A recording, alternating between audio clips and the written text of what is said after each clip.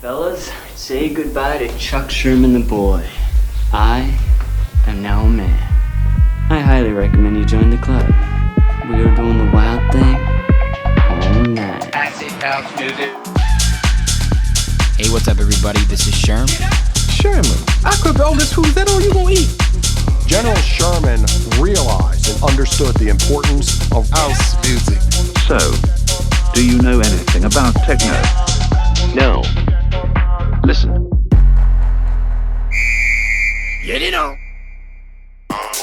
Yo, what's up, everyone, and welcome back to another brand new episode of Sherm in the Booth. I'm, of course, your host, Sherm. Today is Wednesday, August 4th, 2021, and this is episode 172. I am not going to sugarcoat how excited I am about this one for even a second. Episode 172 features two-time Grammy Award-winning DJ, producer, label head, and all-around good guy, CID. I have been following CID for over 7 years and am genuinely a massive fan. I'm truly honored to have this legend on the show, and it was a blast getting his full story. In episode 172, we got it all in. We started by talking about his early inspirations and influences. Born and raised in Queens, New York, Carlos is the youngest of three brothers and has always had a passion for music. New York City's rich music and dance culture played a huge role in him finding his way to becoming a DJ and eventually made the jump to pursuing production. In 2006, he sent a record to Markus Schulz and got his first track signed on Cold Harbor Recordings. He hasn't looked back since. We, of course, talked about the CID Discography. We took a sonic journey through CID's incredible catalog of originals, remixes, and collaborations over the years, and we got the full scoop on his creative process and how his sound has evolved since day one. We ran through how some of his biggest hits came together, like Jumpin with Westend, Us with Kaskade, Fever with Don Diablo, and solo releases such as Believer featuring Cee Lo Green, Downstairs, and of course, his Grammy Award-winning remix of Lizzo's Truth Hurts. Can I get a sheesh? I also loved talking to him about his label, Night Service Only. In June 2019, CID launched his new label, Night Service Only, with only one goal in mind: release club bangers. He's given a massive platform to talented artists like Jay Wara, Chapter and Verse, Black V-Neck, Moose, Cloverdale, and so many more. We had a great discussion on his long-term vision for the label and what he looks for in demos. Quotes, "I won't sign it unless I would play it." I'd like to say he's doing a pretty damn good job so far. CID is on fire right now and is fresh off a massive Lollapalooza set, and I gotta tell you, I made sure we got there. He absolutely delivered. What an incredible live act he is. So much good house music. And, of course, his new track called Honey with Volcator out on Musical Freedom. So good. It's truly incredible to see him continue to grow on all levels, but also bring others along on this crazy ride with him. Big things for 2021 and beyond. Thank you for making some time and coming on the show. One of the biggest and best interviews yet. I can't wait to meet you in person someday soon, and I'm looking forward to hearing some new Night Service Only releases. Now, enough of me talking. Let's get into this right now so you can hear his story for yourselves. This is episode 172 with CID.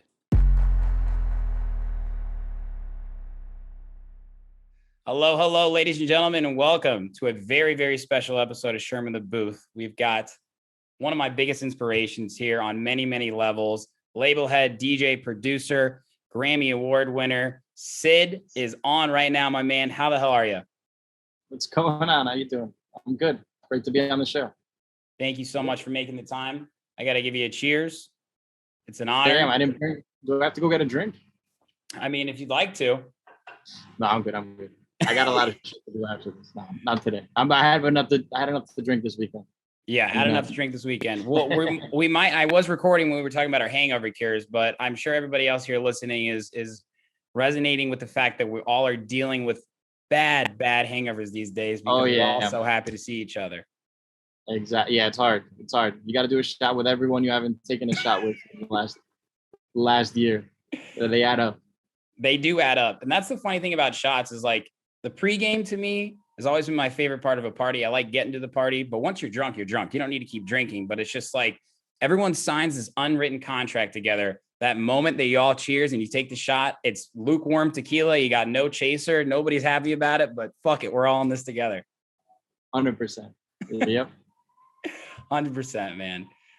Like I said, you are such an inspiration for me and so many people that have been on the podcast, that watch the podcast. So I know there's going to be a lot of people out there that are interested to hear what you got to say. I got a lot of awesome questions for you, but I always like to start off the interview with something that might intrigue you. And I think you're going to like this one. You ready? I'm ready. Now, you're a true New Yorker.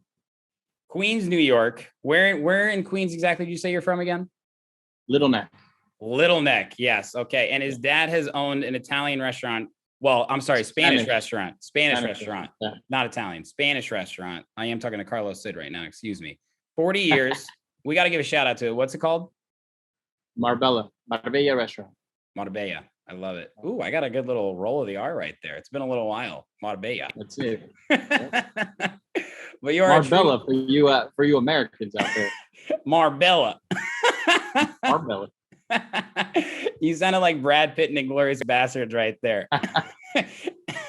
Gorlami. Yeah, Marbella. Shout out to Marbella. But you've been in the music game for a long time, and I know you've been to a lot of concerts. You've DJ'd so many different venues. What is your favorite music venue in New York City that's no longer around? Pasha. I'd say Pasha. That's kind of where I think when I started clubbing, that was definitely the place that was the place to go. And they had a real community, you know, that I think that's what made it special is obviously Rob Fernandez was he was like the head promoter and he ran it with Eddie Dean. But they like always cultivated this community of friends. So like, that's what was so cool about it is every weekend you'd go and you'd see the same people there. I love that place. Yeah, I'd say Pasha. What was the first club you ever went to then? I don't know. I mean, the first club probably, New York was so strict and I didn't bother trying to get in with shitty fake IDs. Yeah, for sure. In high school, I just went to bars and like really shitty bars. Probably the first club I went to, maybe I was like 17 or 18, but it was in Spain. Okay. It was this place called Zoo. And I went and it was Chus was playing from Chus and Ceballos. Of course. Yeah. So that was definitely my first club experience. And then, I don't know, I think maybe, either Pasha or actually not club experience, but I think around that time, Paul Van Dyke Central Park was like crazy. Oh man. Crazy experience in the rain. Like it was insane. And then, it was just Pasha. I think Spirit was maybe a little before that, around that time. There's another club. Yeah, those are probably my earliest like club experiences. Oh, I'm sure those stories are going to resonate with a lot of New Yorkers out there, man. I mean, Pacha is a globally known name, and there are so many places, not just New York, but all around the world that have closed over the past year. And it's very sad. So I've been asking that question to people I know that are OGs in their own city. Asked that question to Danny Deal, a true Chicagoan, and she brought up places that have been closed for a long time and some that just closed recently. And I know just like as a DJ, usually you're exposed to the DJ culture 18, 19, 20, 21 years old. I know some of my favorite experiences are at clubs that are no longer around. So I love that question for you. Yeah, man. What was it like growing up in New York City, though? Because it's such a rich culture of so many different types of people. I mean, it's a melting pot, obviously. It's one of the largest cities in the world, largest city in the U.S. Must have been pretty crazy. Yeah, I mean, I'm obviously just surrounded by so many different cultures. So musically, just exposed to so many different genres of music. I have two older brothers. My oldest brother's 10 years older than me. Okay. My middle brother's 8 years older than me. So wow. I grew up listening to everything. My older brother was more like a, alt rock kind of guy, but then listened to all types of different stuff. And then my other brother went through like a graffiti and like 90s hip hop phase. So even when I was super young, I was, I think the first CD I bought was Coolio Gangsta's Paradise. Nice. And then obviously, my dad having a Spanish restaurant, they would do like private parties there. They would be all Latin music. So even when I first started DJing, I was doing I kind of took over doing those private parties. They would book me, and so I for a while I was an encyclopedia, like whatever country, because every kind of Spanish, Latin American country has their own, subgenre or version of that genre that they really like. So I still have my old laptop that I had Serato on, that I had so much music, and it was so I learned a lot about Latin music, and yeah, just always different genres. And it was really through the DJing that I got into house music. I mean, my brothers were probably the more commercial stuff, somewhat aware of what's going on, so then I was, but it wasn't until I started kind of DJing and I got interested in dance music and started buying records, and that's when I kind of transitioned to dance. So were you a for what I vinyl really then? liked? Yeah, like for fun. I mean, it's not like I was getting booked to go play vinyl sets at fucking 14, 15, but You truly loved it though. yeah, exactly. So yeah, I mean, through these mobile parties, I bought techniques and Hell yeah. and yeah, so that was kind of my start for sure. Vinyl DJ life is so interesting to me, man. Like I actually now am more into vinyl. It's funny how it's made a resurgence. Like I literally have my dad's Michael Jackson Thriller on the needle right now. I have like my mom's Bruce Springsteen, Fleetwood Mac, and it's made me appreciate music in a lot different way. And I asked, have you heard of Ghetto Blaster before? Yeah. They're from Detroit and Chicago, and they started off by working in record stores. And they told me this hilarious story about when they worked in the record stores and like a very unique like Chicago house music or Detroit techno song would come in. They'd buy all 30 copies, white them out, DJ them. People would try and ask what the tracks are, and they wouldn't give it out. And that's not something that happens these days. And I feel like there's a real tangible aspect to starting as a vinyl DJ, bringing those around to gigs. I mean, you had to make the selection before you went. Yeah, I think that's where I kind of started developing my taste, because there was this place in Flushing I would take the bus to like once a week or once every 2 weeks when I was super young. And I went in there not literally 14, 15 years old. And there was this one guy the guy was from Trinidad named Roger Ugly. He was a DJ in New York. Roger Ugly. He was this guy was a character, but he was the guy who sold all the records. And I would go and he would just play me different stuff. Like I didn't know what people were playing. To me, this was like my way of being like, oh, what's working. So every week he'd be like, oh yeah, people were like, these are like the records that people are after. And I maybe had enough money to buy one, or two records. They were like $15. Yeah. So yeah, that was what it was for me. And then I'd go home, I'd have like 2 records and I'd mix it like as many for like hours with whatever other records I had. Yeah. But yeah, it was definitely a different thing, than just going on Beatport and looking at, the top 100 chart or whatever. But yeah, it's crazy. So where did you mentioned before we went on air, like you went to college, you were obviously DJing before and during this time. When did you actually start producing, or when did you like make that actual move that I'm going to do something to this? So my older brother was way more musical than I, self-taught. We had a drum set growing up. So I was when he wasn't home, I'd, mess around with his drums. Nice. And he always had keyboards. So he had this like really shitty drum machine. So I was literally, he was maybe 16. I was 6, 7, and I would just be like fuck around with his shit when he wasn't home. And he went to, so we didn't have, we didn't have a computer at that time. My brother went to college, came home, and then had like this just like open up. This one around Napster time. Yeah. So he had all this shit on his computer, and I think maybe he had Reason on his computer. So I kind of would just started dabbling, and then I finally got my own computer at like 13 or 12. Oh fuck.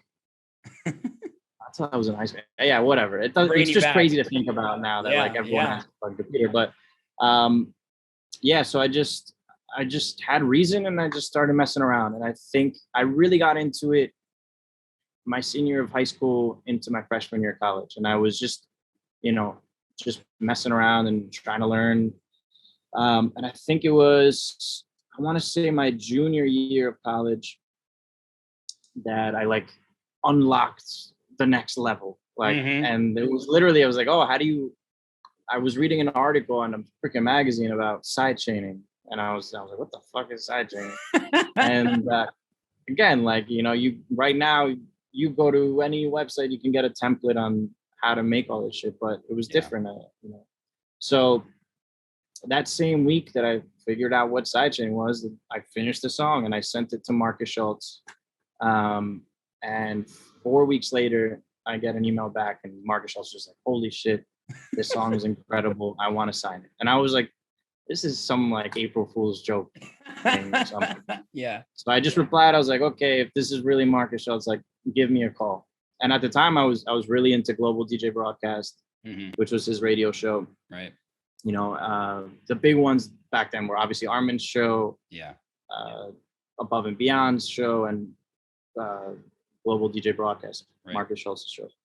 And he calls me, he's like, yeah, man, like, I want to sign this. I was like, well, do I need to like master it, or like, what I literally, no, not kidding, dude. It was just like done, limited with whatever the fuck was in reason. And he's like, no, it's good, just send it. I was like, okay. And I sent a master to him. And a couple weeks later, I got a contract from Armada, because that was where Cold Harbor was distributed through. And he signed it. And it came out on his Ibiza 06 compilation. Wow. Yeah. And they pressed it to vinyl too, which is really cool. They did like a little sampler, and it was one of the tracks on there. And that was the moment I was like, yeah, this is what I want to do. And I was in Hofstra. I was studying accounting, and I graduated. I finished with a degree in accounting. And I remember just at my senior year, my friends were like, hey man, are you gonna apply for any jobs? I was like, no. I was lucky where I was, DJing on weekends, making decent money. I was like, I'm gonna just do that on the weekends and focus on music. So that was, I think, my introduction to music, and to being like, this is it for me. Like, this is what I want to do. Unbelievable, man. I think a lot of people can probably relate with that story. Go to college, especially our generation too. You go to college, you end up doing something completely the opposite. Who you are your freshman year, senior year, going into your freshman year is really, I mean, I don't want to assume for everybody, but not the same person that you'll be. College to me is a great learning experience, but it's a huge independent experience for you to really find your true self and see maybe who you're not. That was kind of the experience that I ended up having. And I came to Chicago. I started DJing in college, and I got the bug, and I was like, I got to get to Chicago. I'm going to do whatever I can to find opportunities. And that's actually why I started the podcast. It was really hard to break into the scene here as just like an Indiana boy. And I started the podcast so I can make myself known. And it sounds like you just like took you shot your shots, and I did the same thing. So I know what you mean. Yeah, exactly. Yeah. I mean, look, why did I do accounting? I asked my older brother, I was like, what should I study? He's like, accounting's in demand. Go study that. I was like, sounds good. Okay. And I was like, all right, sounds good. Let's do it. I mean, literally every moment I wasn't either in school or partying, I was just working on music. I'm surprised I passed, but I finished it. I did. Hofstra grad right here, ladies and gentlemen. Alumnus. Yep. They should have you come DJ like their 20-year reunion or something. No way. They can't afford you, baby. That's amazing. Appreciate you sharing that time in your life, man. That's awesome. Is your family still obviously support you? They've always been there for you and everything. Obviously, my dad's restaurant is really important to our family and stuff. But my dad said, my brothers both have corporate jobs. My older brother's in finance.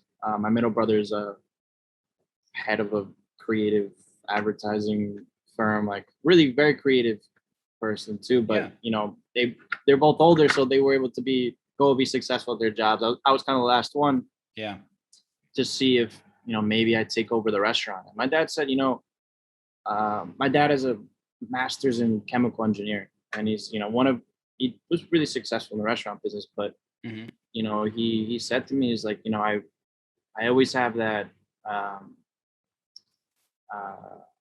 what's the word, like regret of not following what he was passionate of, chemical engineering, or what he actually studied. Right. So he was like, I want you to go and do what you want to do. If it works out, great. So this was like 5-6 years ago, and they're just happy that I'm able to do what I do and make a living doing, which is good.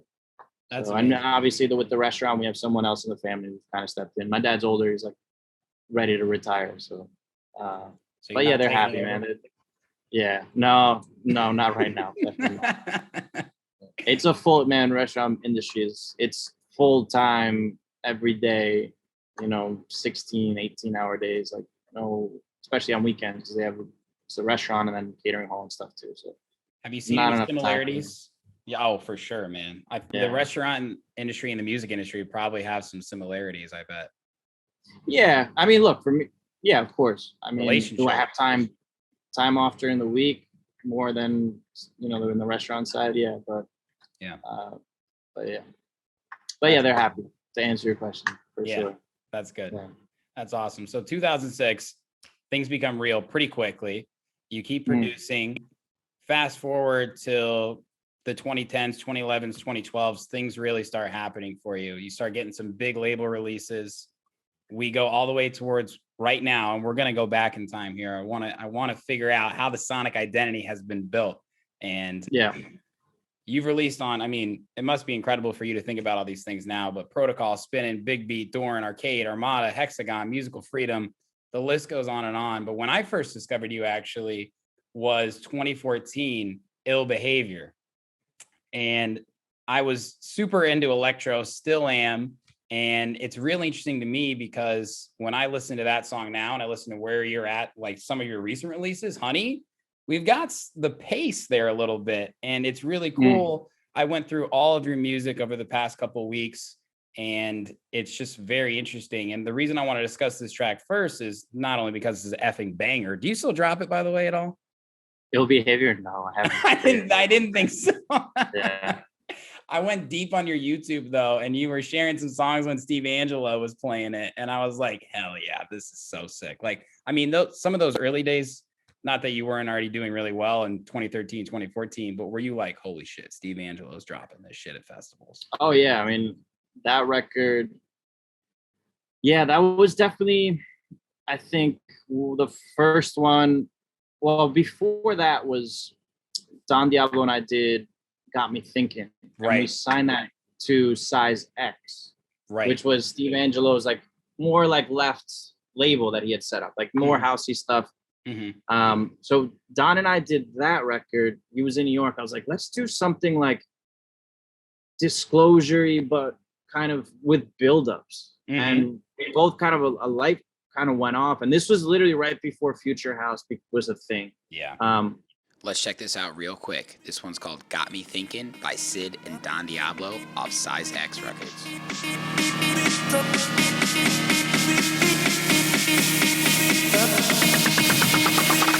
And it got me thinking.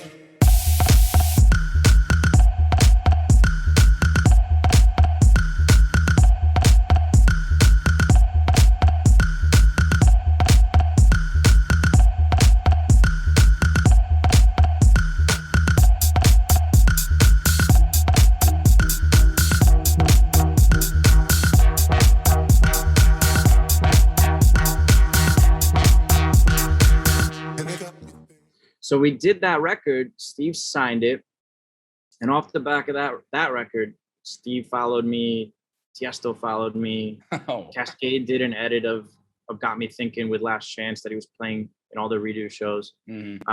So that opened up that door for me. Then Ill Behavior was literally me being like, again, huge fan of Steve Angelo and Swedish House Mafia, and what I think sonically I was playing at the time was more in that style. So All right, y'all got to hear this real quick before he talks about the track. This one's called Ill Behavior with Madness on Size Records.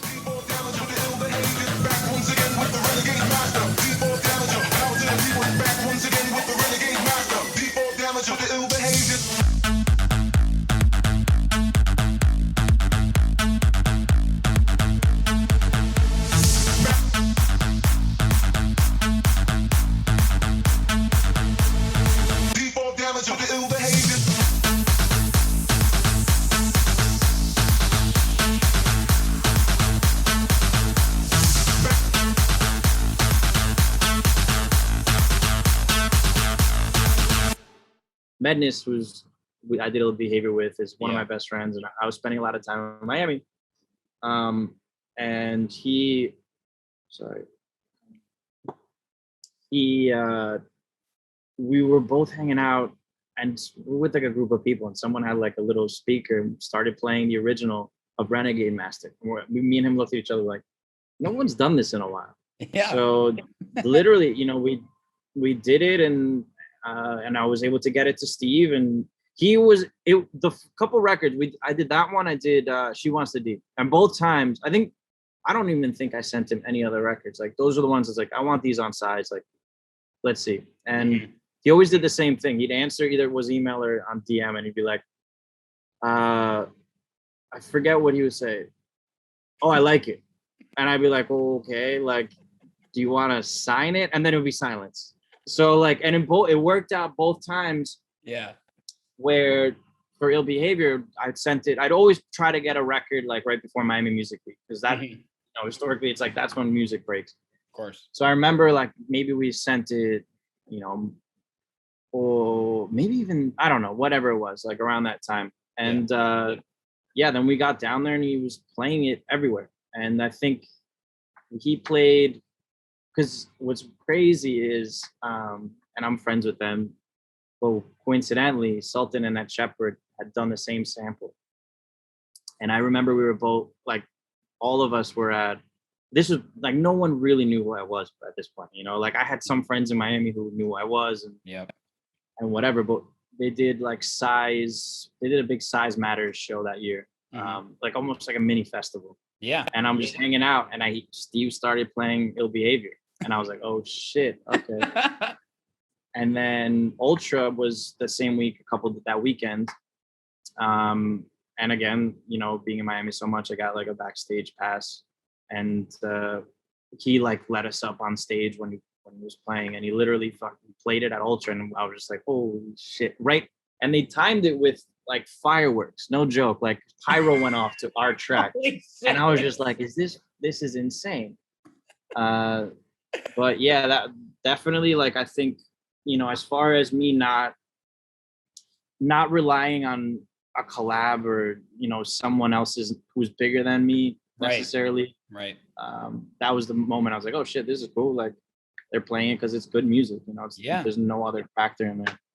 And yeah, it just the same. Then the next year was She Wants to D, which is kind of similar experience, but yeah, I owe a lot to Steve. He definitely early on, he was the one who helped me like incredibly. So it's awesome. I really do think that song was a true foundation of that sound in the 2013, 2014 era, when like the hard rock sofa type artists, the tracks that Alesso and Steve Angelo and all the Swedish guys would be dropping. And I just remember seeing your name and immediately being like, I'm gonna figure out who the fuck this guy is. And it's funny you say that. I think that era, I kind of, again, like, yes, I've had a couple variations of what I've done. I think in that time, it was very quick to realize, because of the sounds, the sonics, and the patterns, that sound was so like narrow creatively, right? Oh, totally. So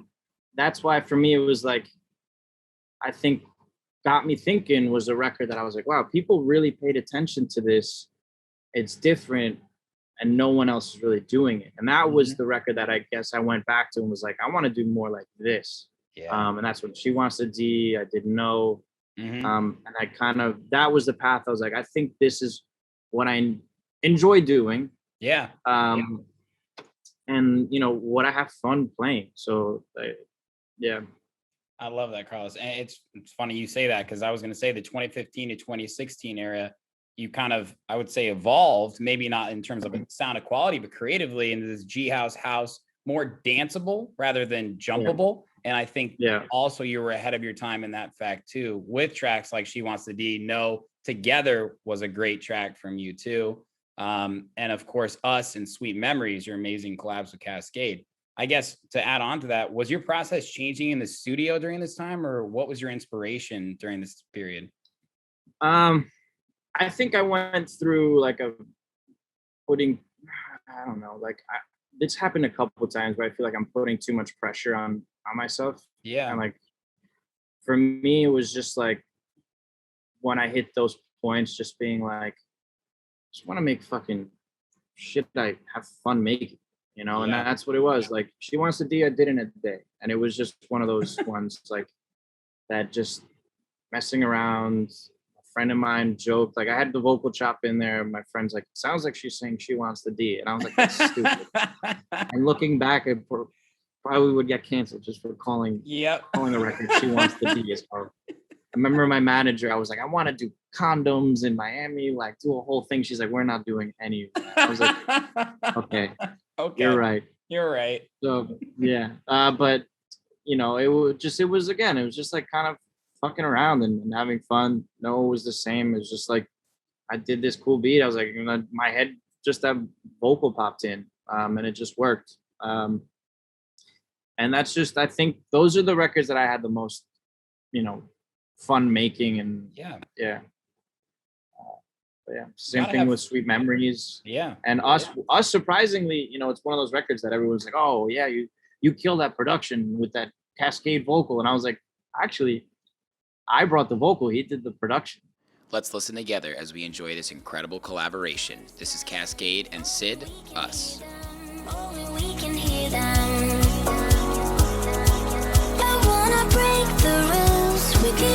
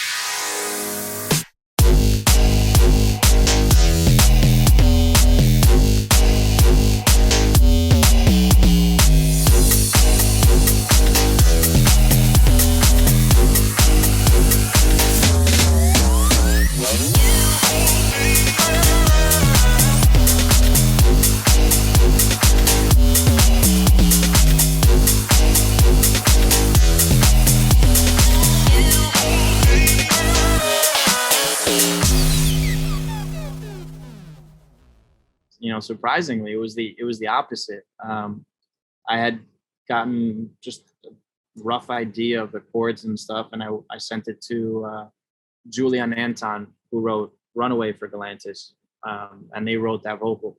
And I was like, I think this is gonna be, Kaskade's gonna like this. And that's how that happened. And you know, and he put it on the Automatic album that he did, and then it took me on tour, which is crazy for me. So cool. And we need to take a second though to realize, from your first track with Markus Schulz there, you said 2006. This is now 10 years after that, right? Yeah. Just about. Yeah. So for any producers and anybody in the music industry, and you kind of just said it, it is so important to love what you're doing, regardless of what you define as success or what other people define as success, because you're obviously someone who loved music. You were living at home, like DJing on the weekends, just trying to make music. 10 years go by before even you see a level that you're like, okay, Steve Angel's playing my tracks. Really after, I need to get back into this. So I just wanted to say, like, I know a lot of people out there, you hit it first 2-3 years, you're excited about what you're doing, little wins, and then you plateau, but plateauing isn't going down. You're still staying, and you just got to keep going. Yeah. And I think, look, I made a conscious choice, I guess, in the last like 3-4 years to kind of take my sound, I was still putting out a couple bigger records, but this isn't just something that I've decided in like the last year or so to kind of take my sound more underground and clubby. And I definitely noticed a dip, launching Night Service Only, some of these records, I'm sure if I put them on a bigger record might have gotten more attention, but I'm not growing anything. And I think especially this year, it's been crazy to see like, the people paying attention and think, I'm talking about Night Service Only and artists sending me records want to sign to it. So, again, even you're plateauing or you feel like you're going down, if you have to mentally be reassuring yourself that I'm doing the right thing, and it takes time, but it's gonna work. That's it. Absolutely. I love that, man. That's pure advice. And like just doing this podcast for me is so fulfilling. I know not just you and I are going to be listening to this interview, but even if only you and I had this conversation, like I could sit on my rocking chair and be like, I had a great conversation with Sid that one day about pursuing your goals and loving what you do every day. And that's what it's all about to me. And it hasn't happened overnight, realizing that, but I know exactly what you mean, my man. Love it. So 2017, 2018, though, you really continue to elevate and diversify your sound. You really get emotional and inspiring with some tracks like Secrets with Conrad Sewell. Great track. Believer with Cee Lo Green, which, I mean, how amazing was that working with him? Let's listen in on this track before we get the full story. This is Believer featuring Cee Lo Green by Sid. Keep on fighting for love, shine a light for your love. This is for the believers. This is for the believers. This is for the believers.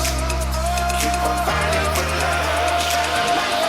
your love. My heart is broken and my wounds are wide open, but I still believe in love. Yeah, it's kind of crazy. That vocal I had been sitting on that was probably the original version and the production I had done. I'd been sitting on for a while.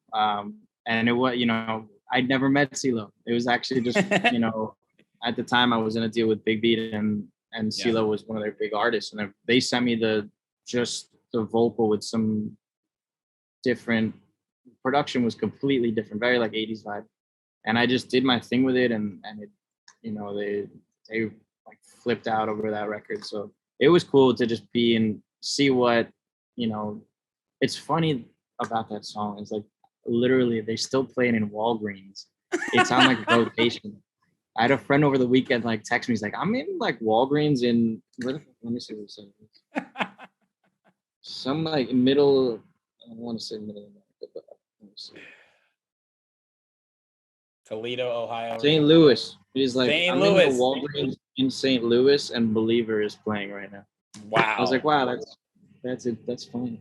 But yeah, it was cool. Look, I definitely have a very musical side. Obviously, you mentioned 10 years went by, but in reality, I was doing a lot of production for other people in that time, doing very melodic, progressive things that, so I enjoy doing both.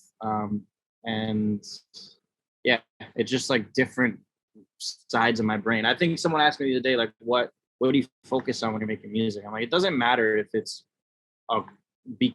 whatever it is, it has to just be a record that's going to stand out. It could be a club record that's just like, I'm going to try to make sure that record, if someone's playing it with 10 other records, it's going to be the record that like people remember. So whether it's something more musical in that sense or not, that's always my goal. Yeah. Something that really brings it out of you, the emotional aspect that makes you remember it. Yeah. It's a funny thing when we experience that, but yeah. And you created these tracks, but you still release a lot of big tracks. Like you mentioned earlier, heaters like Creepin', and honestly, an underrated track, Take Your Place. I mean, the sound design on that track is fucking nuts, dude. That is like an immediate add to the USB type track for me. And DJ to DJ, that's like the highest form of compliment that we can give each other. Yeah, dude. That was probably the first collab I did where I felt like the other person was doing more. You know what I'm saying? Vinny is insane. This kid, he's nasty, man. This genius producer. And he'd sent me, maybe it was like the vocal in the break and then the drop, like literally the drop pretty much there. And I was like, this is crazy. Send me stems. I finished it and sent it to Tiesto. And he was like, yeah, the only reason I was like, this has to be a Tiesto record, because it was almost like a houseier version of like that era of like the big electro shit that Tiesto was putting out. You know what I'm saying? Like, surprise the crowd for sure. Yeah. I love that track. I feel like again, it's underrated from you. So I want people to know that. But you also had your Grammy remix nomination for LSD's Audio, which is another staple in my sets. And I mean, at this point, you've really, really certified yourself as a hit maker and had some serious momentum. You mentioned earlier, you put some pressure on yourself to continue making that. Were you really feeling like I'm hitting a high point, I've got to continue to reach new levels? Was that difficult for you at all? No. I think it's very what's the word?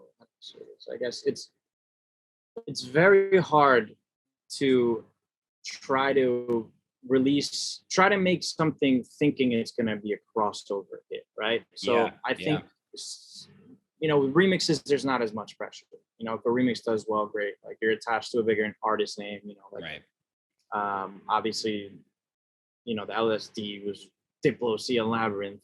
Behind it, which is special, and like the Halsey remix I did as well. I think it's just like seeing where I've always made more club-driven stuff as well. Like the Cardi B remix I did, wasn't official, but at the time, like, there wasn't a lot of people doing kind of like bigger sounding techie stuff, I think. And that was another one I was like, this is kind of way more fun for me to do. Like, and that's it, dude. I just want to have fun and just be doing this for the rest of my life. Like, I'm not trying to chase to make a hit. Like, I think you can get lost trying to think that way so easily. Because if you're going that route and it's not a hit, it's not successful, it starts to look pretty bad if you do that 5 or 6 times.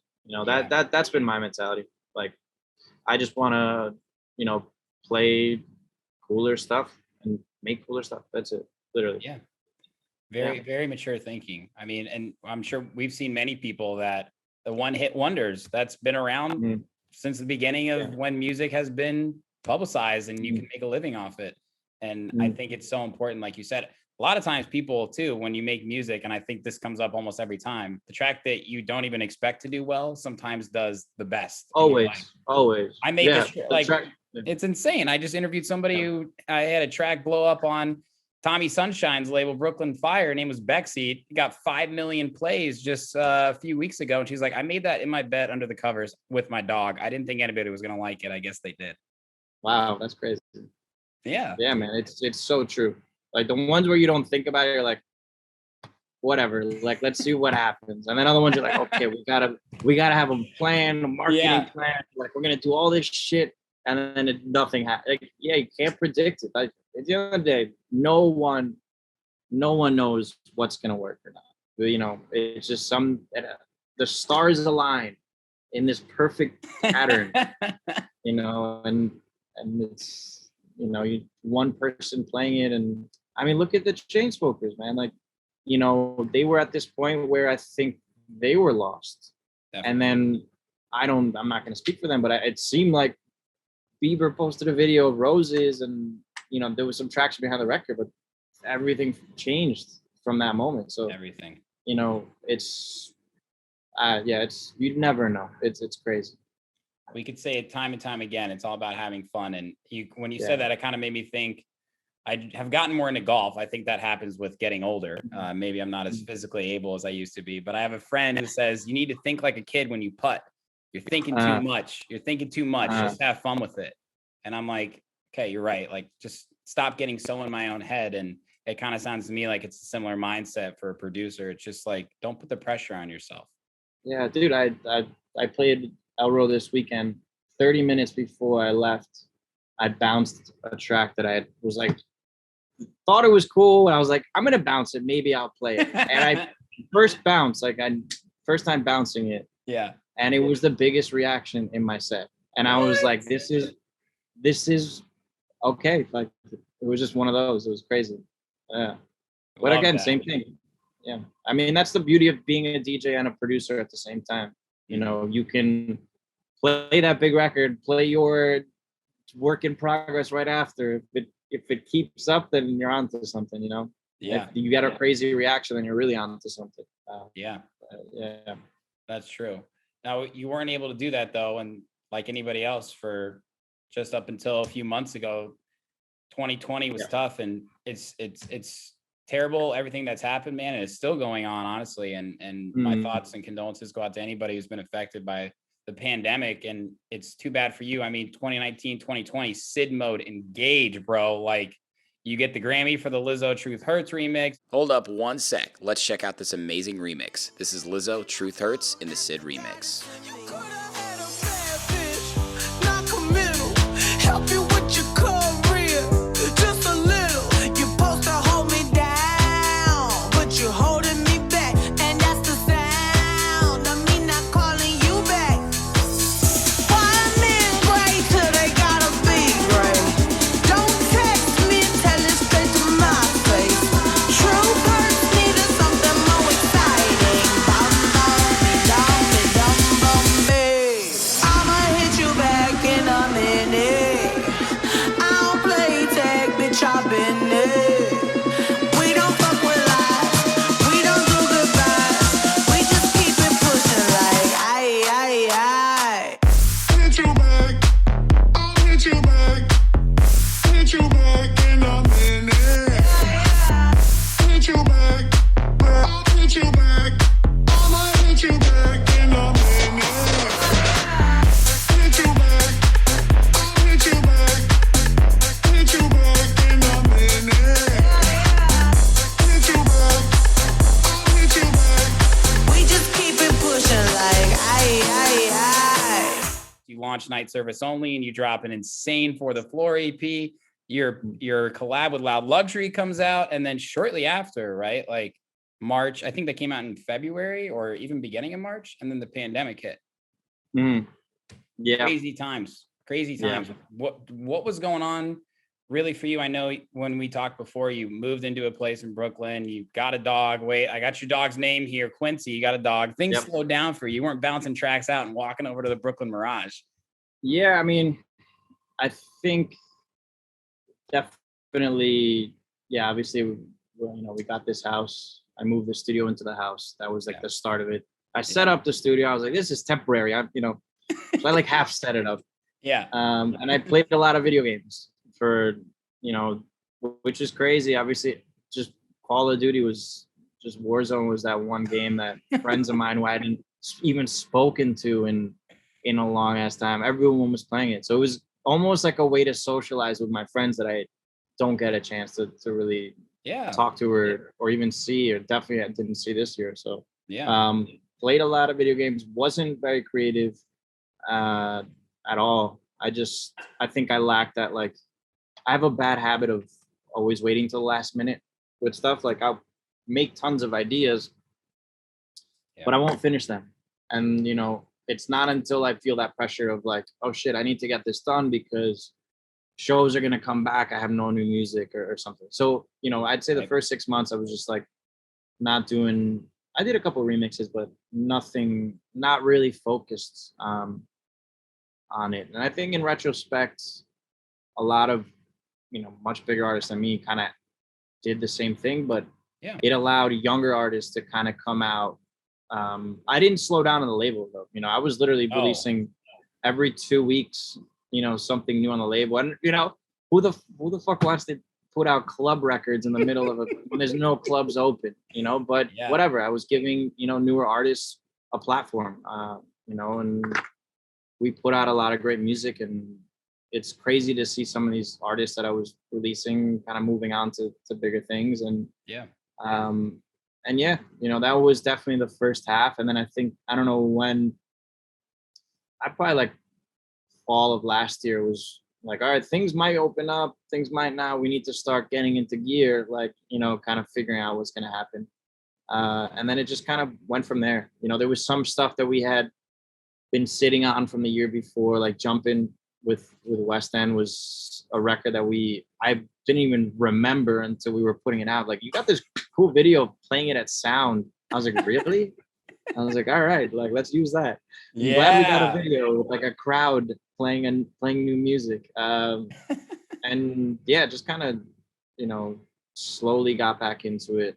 And I think once shows started coming out, I just became like just super creative. And I think seeing the way they were already shifting, but like even more so. It's crazy. I mean, I think in Florida, especially, Florida never really closed, you know, in a lot of places. And I think because of that, you know, this whole new scene of like fresh out of college kids that are into house and techno and stuff, like just really kind of revamped that whole sound for next generation, which is really crazy and awesome to see. So, you know, I think that was inspiring too. It's like, okay, like this is what people want. Yes. Like this, like, so it's been cool. Would you say that house music is the new EDM? Popular. I don't know if you can. I hope it doesn't get generalized like that. I think there's just so many subgenres of house that I hope it doesn't. I think there is like a bro house. I want to call it bro house genre of like tech house happening. But yeah, I don't know. I just think, look, I'm like anything. I mean, I got introduced to dance music listening to like trance, and then you kind of develop your taste. I think it's more a case of that for like people being like, oh yeah, you know, Avicii and Afrojack were the people who were in Tiesto, obviously, and David Guetta were the reasons why I got into electronic music. And then I discovered all these other genres of music. So I wouldn't say it's the next EDM. I'd say it's just a much more fun genre of music to listen to and to party to, you know. That's what I think. To dance to. Yeah, and dance to, exactly.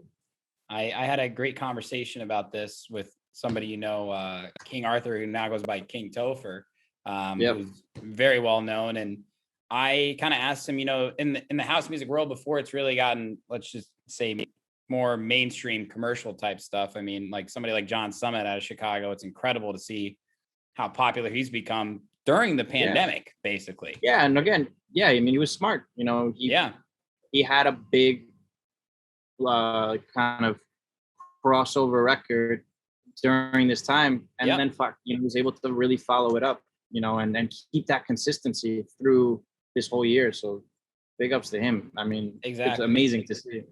Yeah, and I feel like really before people like him popped over the past year, it's like a house and techno, especially. You know, I've been to Movement in Detroit. They're elitist there, right? Like I remember one time Diplo played there when I went, and honestly played one of the best sets that I saw the entire weekend. But people were like furious. How can Diplo be allowed to play at Movement? Like you have to play sets with no words here type thing.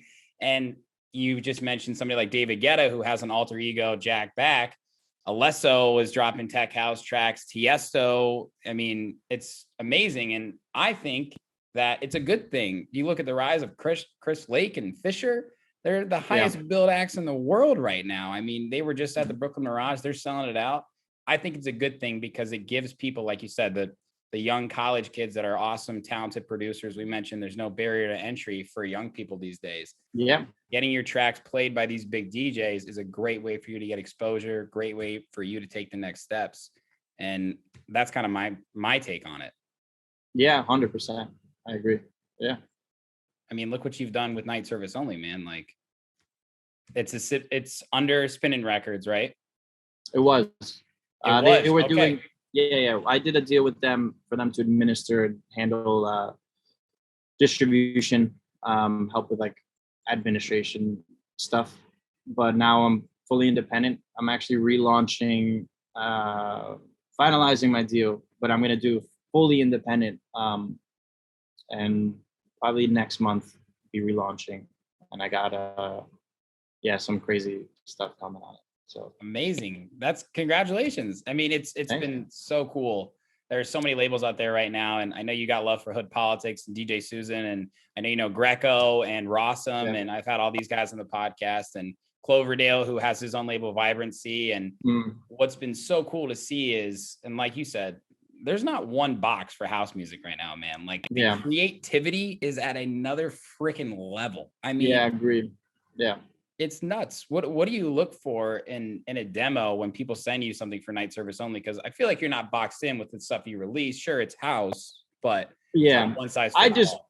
It needs to be something I'm gonna play in my sets. Like for first and foremost. Like if you send me something, I'm thinking about it, I'm not excited to play it, then that's this telltale number one sign. I'm like, this isn't for me. So okay, I think that's it. That's really it. Like, I just want to curate stuff that's cool that I want to play. Like, there's nothing else involved. Like, you can have a great sample, but if the production's not right, like, I don't want it. So, I don't care who you are. That's the thing. You're big or small, doesn't matter. Like, I really don't care. Like, I want the records to be as successful as possible, but I'm not there trying to like make this a business and make a ton of money on this. I want to curate cool music and be able to do stuff like I did in Brooklyn, where I throw a party and have some of these guys come out and have them play, which we're going to be doing a lot more of in the future. So it's awesome. Yeah, that's it for me. That's what I want to do. That's good. I like that. Why is the reason you started it recently? Had you had this goal in mind for a while? With the label? Yeah. What was the main reason for starting? Yeah, I mean, the concept was probably there at least a year before. Okay. And then, we launched the radio show. I launched the radio show. Right. And even that was like kind of just, again, it's something I wanted to do eventually. And it just worked out. My management's like, let's hit up. We have a great relationship with Sirius XM. They're like, Sid wants to do a radio show, and they're like, let's do it. And I was like, okay, let's launch this. Originally it was going to be like, let's do the label first, and then launch the radio show. But again, it took probably way too long to negotiate the label like admin stuff. So everything got of the music industry. Yeah, and I think for me, it's like I think when I started kind of with the branding side of it first. There were not a lot of people had their own label. And then all of a sudden it was just like poof, like everyone, really had their own record label.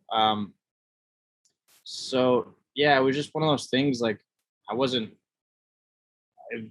it never feels like the right time. And I think for me, it was like at the time, it was like, I think kind of spinning, wanting to do this with me. At the time I was like, yeah, this makes it worth it. They'll be able to handle a lot of this stuff. I'll handle the creative, signing everything, right, and stuff like that. And now, I'm at a point where I think the freedom of having a direct distribution deal is going to be better for me and for the artist that I'm signing to. So, yeah. It's going to be a sick setup. Yeah, it's amazing, super super cool, man. Like, I love what you've been doing with it, and it is a very bright spark in the house music world. I'm telling you, I know you probably know, but everybody's fucking talking about night service only, dude. I swear to God. Awesome. Everybody's talking about it. Any release that comes out, woo, I can tell you're putting in your sets. Every track goes in the USB again, dude, immediately for me too. That's kind of how I think about the music that I download. It's like, can this go in this set? Can this go in this set? Yes.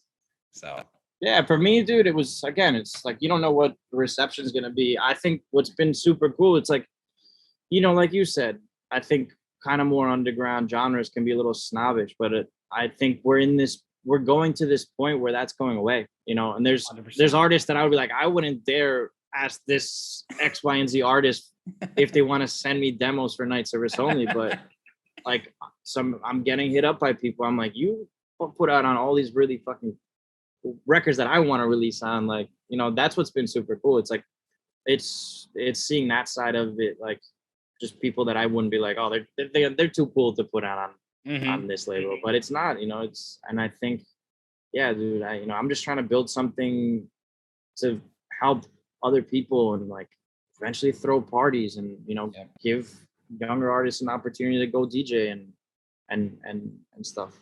I want to do a crazy US tour one day, like,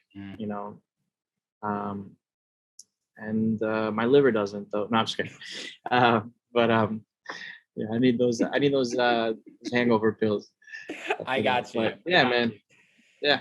It's a family. You've got this family aspect to it. And I think that's something that's really come to light with the label and just in recent things. I mean, the pandemic for me personally taught me like to be happy with who I am and really see people like for who they are too. And these labels are so much more than just releasing a track and tagging the person. And I see that so much with Night Service Only, man. Like, that's what I'm saying. People are talking about it. And one thing I've noticed too, social media and the internet, like back in the day, I used to write papers based on what Wikipedia said. And then we found out Wikipedia is not entirely the truth. And then all of a sudden all the Facebook scandals go down. What you're seeing on the internet is not completely true. You can't trust what you see on TV. And now people only trust what they hear word of mouth. And what people talk about, what their friends talk about, what they text each other, tracks that they share, tracks that they put on their USB, music that we send to each other. That's what's really resonating with people right now. And I think it's so cool to see in cities like Chicago, New York, LA, or really all over the world, that there are these family scenes where labels are growing. And I see that so much with your label, man. So congratulations on all your success with it. It's super special. Thank you. We can hook something up in Chicago. You just let me know. I can't promise no shots though. Yeah, I'm sure. Hopefully we'll do something. I'm doing a big pool party, but like the first official Night Service Only party, but it's a day party, so Night Service Day edition. But it's gonna be crazy. It's gonna be in the end of next month. We should be announcing it soon. I have a really, really cool lineup that I'm pumped about. So. And it's cool. It's crazy to just, even on the promoter side, people are like, let's do a Night Service Only party. Wow. It's like, not like a SID party, right? It's like, let's do a label party. Yeah. So yeah, it's good. Everything's moving in the right direction, which is cool. Congratulations to you, man. Speaking of live shows, you've been back on tour. You're busy as shit. By the time this episode comes out, you would have already played Lollapalooza. Congratulations on that. That's one of the most well-known festivals really in the world. It's the biggest festival in Chicago. Amazing. Thank you. I predict I will play the worst set I've ever played. No, I'm just kidding. No, open and close with ill behavior for me. No, dude, I'm pumped. I mean, Lollapalooza is definitely one of those like bucket list festivals. I don't get nervous too much. I definitely got nervous the first big EDC Vegas one. I think I forget, Campgrounds or Kinetic. I have a feeling I'll be nervous for this one. So, but and again, I'm just probably gonna just play a ton of new stuff. So I hope you liked it if you're watching this after. Yes, they will. And you're going to my hometown of Indianapolis. You're playing a little underground spot actually called the Patron Saint. People second time. Yeah, you've been there before? Yeah. The owners are super cool, man. I'm so bad with my mind is blanking, but yeah, the guys who run it, they're also DJs. They've been around since the 90s. Yes. I had a blast. That room is so awesome. Like the crowd was great. The vibe was great in there, and yeah, it was super fun. So I'm glad to finally be able to go back. I think I played probably fall 2019 or around then. I think I can't remember the last time. Not that you need help promoting, but I got a lot of fans in Indianapolis, so I wanted to put that out there for the people. Awesome. Yeah, Sick. It's awesome, man. And you're playing EDC later this year too. Yeah, man. Same Kinetic, I think. You're back. We're back, baby. We're back. Yeah, man, it's crazy. I mean, I was originally supposed to play the first time, and then they were like, "Okay, you're gonna play the next time" when they rescheduled. And you never know if they're gonna take you off that roster or whatever. But luckily I'm still on there, so I'm pumped. It's gonna be sick for sure. Hell yeah. You got any music that you can tell us about that's coming up? I know you just released an awesome track, Honey, with Volkater on Musical Freedom. Dude, whew, I'm playing North Coast in Chicago, this big festival here, and I think that's gonna have to go in my set, bro. For sure. Thank you. Yeah. Yeah, Vocoder's sick. Like I've been following him for the last like 2 years, I guess. He did a big record on Fisher's Catch and Release, and then he put out all these like vocal driven, like techie things this past year. I was like, these are all awesome. And I asked him to remix No, so we did an official remix package in January, and I had TCTS, vocoder, and this Russian BYOR that I really he's done some stuff on Night Service Only. And yeah, I've been just a fan of vocoder, and it was just one of those things. Like he had this idea, and I was like, yeah, this is sick. Send me the stems, and I worked on it, finished it, and yeah, we're kind of crazy to see the reaction so far. I think Fisher played it. The only reason I know is because someone sent me forwarded me a story. It was only on Fisher's girlfriend's page or wife, sorry, Chloe. Yeah, I never met her, so it's probably creepy that I went to her story. But someone was like, oh, and she posted it on her story. I guess whoever told me follows her. But you don't even know it's Fisher playing because there were just some character was in the crowd. It was I posted on my, I think I posted on my my feed or as a reel, but some kid just like going nuts dancing. Oh yes, at Marquee, right? Yeah, Marquee Vegas, yeah. So dude, I was like, well, Fisher's playing it. That's cool. Not bad. And yeah, it's been cool. Like, yeah, it's the reaction, and it's been an awesome one to play in my sets. Like, I think I played it the weekend before it came out in Portland. And Portland was probably the craziest crowd reaction I've ever seen. Oh, Portland? Yeah, Portland, man. Portland went off to like everything. It was amazing. So yeah, dude, I got that coming out next month. I have another solo Toko release. Yes. Shout out Sonny for that. I have a solo release on Repopulate Mars coming. It's like Lee Foss has been playing it. He's tagged me a couple of times. This like cool Latin-y sample that I had done a while back. It's good to see you releasing on really good like house labels like that, man. Like it's awesome. Yeah, and then I got a collab with Black V-Neck coming on Club Sweat that I'm super pumped about. Woo! Yeah. And then I'm obviously also relaunching Night Service Only. I'm still aiming at end of August, so we'll see. And my goal is I want to relaunch it. I've been sitting on a record that's like ready to go, and then I have a DJ Susan and Gallo record that they've been very patient with me. But that's going to be the first one right after. It's again just like a club weapon. That track gave me straight chills. I went out to San Diego for their boat party. Oh, you went? Oh shit. Yeah. Dude, I got to send you the video that I did. I was a sideline commentator. Lost my voice at this fucking party, dude. It was absolutely insane. I mean, they're like kings in San Diego. They're the tech house. Yeah.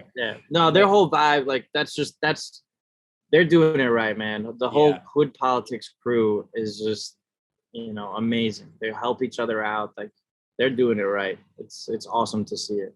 Yeah, no, that I'm bringing DJ Susan out actually to Chicago in 2 weeks.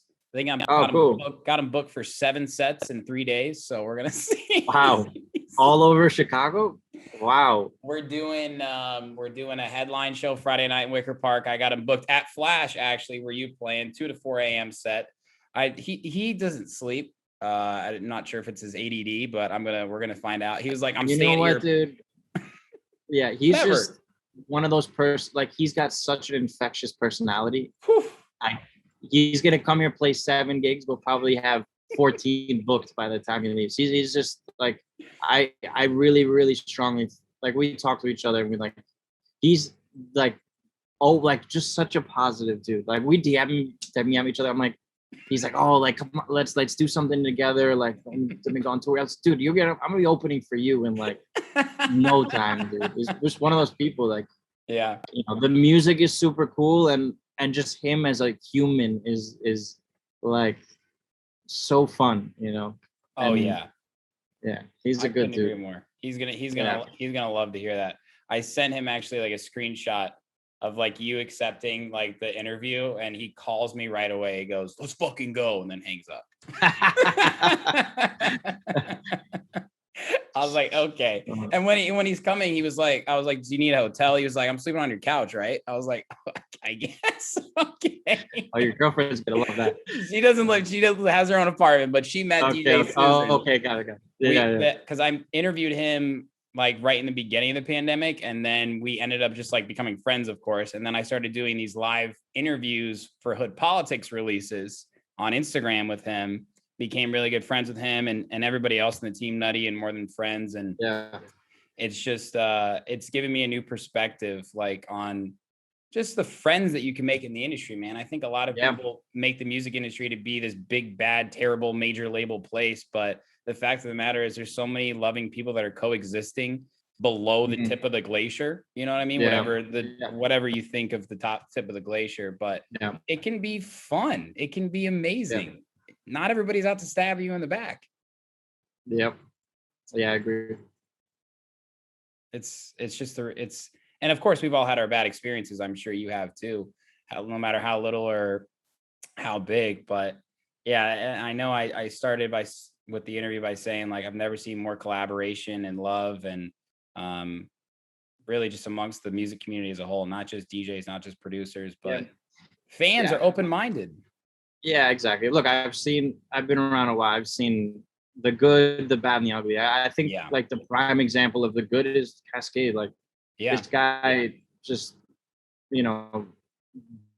always was fair in every single way. Like splits, it's like whatever you want, dude. Like whatever you think this splits are, like, oh, like even Sweet Memories, it was like, okay, I did a good portion of this idea. I think it would help me a lot if I put my name first. It's like, whatever, dude, like let's do that. I'm like, oh, okay, and even when I went on tour with him, like, I'm always very aware and respectful of who's playing after me. I know these aren't my fucking shows. Like there's a year to see Kaskade. And with the first show I went to him before, I was like, listen, like you want to go over, what I can and can't play, like let me know. And he's like, Carlos, like do whatever you got to do to make sure that these people remember you. Do not worry about anything else. Wow. And and I was like, okay. And I'm still respectful. I'm not gonna play like crazy bangers, but like some other artists, and to be honest, a lot of them, like they will have a giant list of do not play shit, And I think some of that should go without saying, don't play this stuff. But you just the way that guy carried himself, I think kind of instilled a lot of stuff in me of like how I want to be to other people too. Because then I've also been burned on the other side in different things. And but yeah, like it's just great to see these like community of people helping each other, and like those guys in San Diego partnering and doing stuff in Florida, and those guys, the Florida guys coming to New York, and and like it's cool. It's they're popping up all over. That House Hat Collective, just doing crazy stuff in Florida. It's really awesome to see. They're not relying on like these big time promoters to maybe give them a shot. They're like making it happen for themselves, which is it's really awesome. Couldn't agree more. That's what I'm trying to do here in Chicago. Yeah, we're opening up like the Chicago Hood Politics chapter, and we're booking people that have put on the label. And I talked to DJ Susan about it. He was like, don't even announce the lineup. People want to come for the love. And I'm like, God damn it. That's so true. Like, if you build it, they will come, Sid. Like it's simple. And it sometimes because it's as a producer, as a DJ, as a creative, it's really hard to believe in yourself all the way because you're your biggest critic. But the fact of the matter is, and this is what DJ Susan the fact of the matter is DJ Susan believes in us. That's all that matters. Like, you ever have any doubt, you just hit him on DM. You will reaffirm it. He responds to everybody. He might just say you're a legend, and then that's it. That's all you need. That's all you need. That's all you need. But in reality, he's the real legend. Big up DJ Susan. Big up DJ Susan. Big up to Sid though, bro. You're the fucking man. Like, I'm even a bigger fan now. No surprises. Oh, thanks, man. Thanks. Absolutely, bro. What do you got up there? What's on above your right shoulder? Is that a cup? No, yeah, on the. Oh, it's a cup. Oh, it looked like a bucket. Just because the angle. Never mind. Okay, you've been drinking that cup the whole time. I'm drinking beer out of a bucket. That's how we do it in Chicago, man. I got a bucket of hazy IPA right here. It was like I guess the edge of the screen. It looked like it does. You're right. It looks like like goes around. It looks like huge. That. Yeah. Would you be surprised? Okay, What if I just like all of a sudden was like, yeah, so tell me about when you first started producing.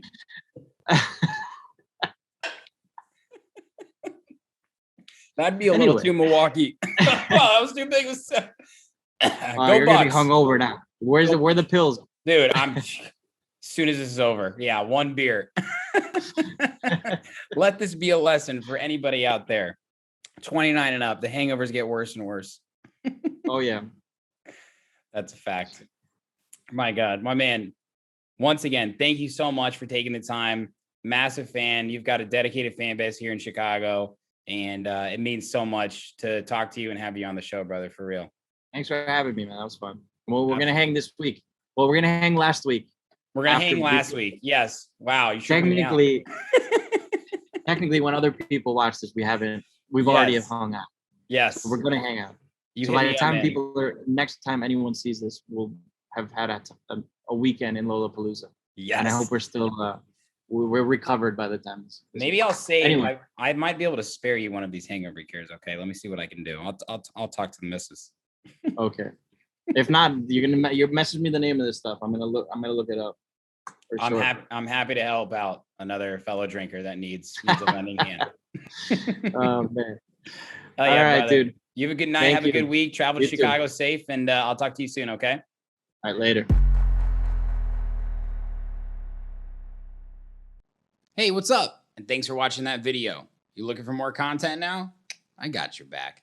Go to my YouTube channel right now, hit that subscribe button, and make sure you turn on all notifications so you never miss any upcoming exclusive artist interviews, Sherman the Booth clips, new music, live sets, and more.